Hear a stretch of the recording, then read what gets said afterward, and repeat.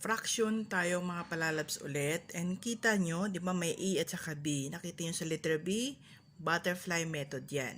Pero unang-una, yan natin yung una. Ang gagawin lang natin is 9 minus 7 equals 2. Diba?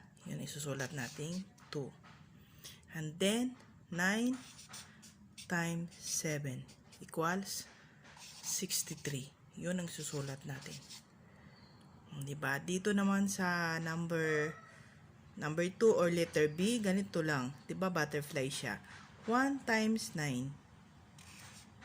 Diba? Times yan. 1 times 9 equals 9. Then, 7 times 1 equals 7. 9 minus 7 equals 2. And then, itong 7 at saka 9 i-times 63. Yan na siya.